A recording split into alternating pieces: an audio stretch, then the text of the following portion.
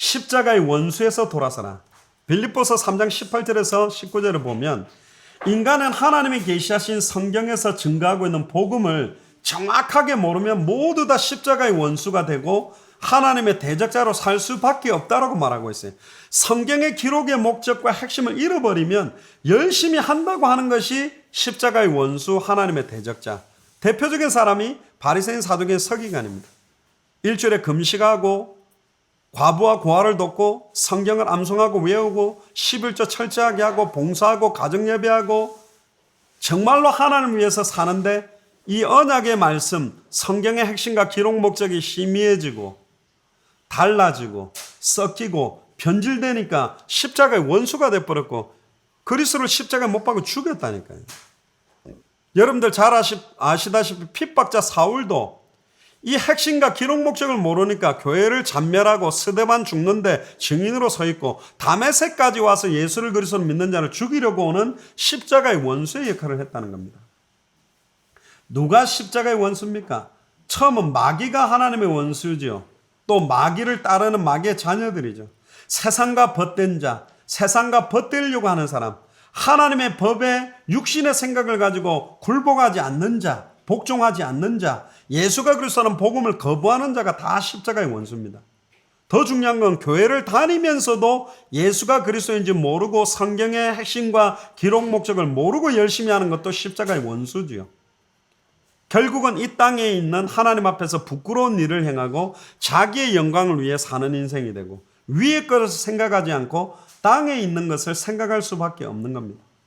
그러니까 계속 인간 생존을 위해서 육신적인 것을 얻기 위해 스스로 몸부림치는 인생이 되고 하나님을 모르니까 육신적인 것만 쫓고 세상적인 것, 육신적인 것 하나님 모르도록 사단이 배후에서 속이는 거에 완전히 속게 되고 결국은 자기의 힘으로 해결할 수 없는 문제를 만나면 몸부림쳐서 신적인 존재나 우상에게 이 문제 해결해달라고 매달리는 노력을 하는데 그게 종교요, 우상숭배하는 거고 결국 종교와 우상숭배의 최종 목적은 결국은 나예요. 내가 이 땅에서 살고 윤택하고 내 사는데 필요한 것 결국 다 나를 위한 거지. 심지어 교회를 다니면서도 예수 그리스도의 이름을 사용해서 내 축복을 위해 내 자녀를 위해 내 사업을 위해 내 성공을 위해 몸부림치는 사람들도 사실은 십자가의 원수요.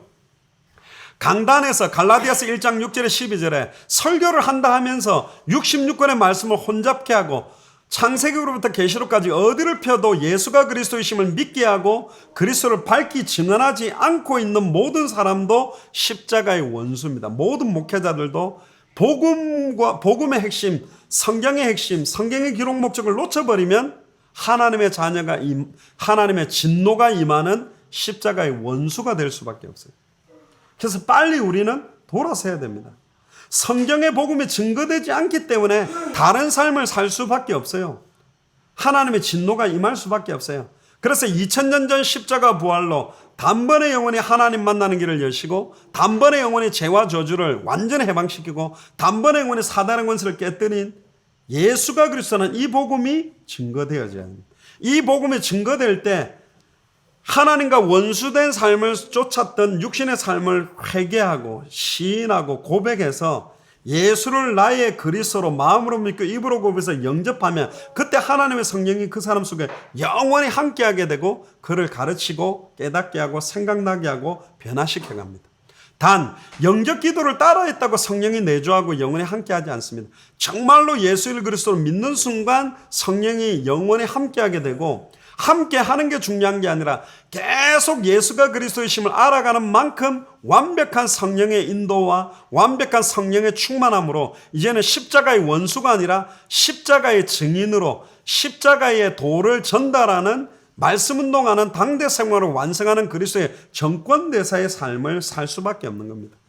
왜? 2000년 전 십자가와 부활로 내 문제가 다 끝났기 때문에 더 이상 이 땅에서 나를 위한 삶을 사는 게 아니라 오직 나를 위해 죽었다가 다시 사신 그리스도를 위해 내 남은 생을 살 수밖에 없는 거죠.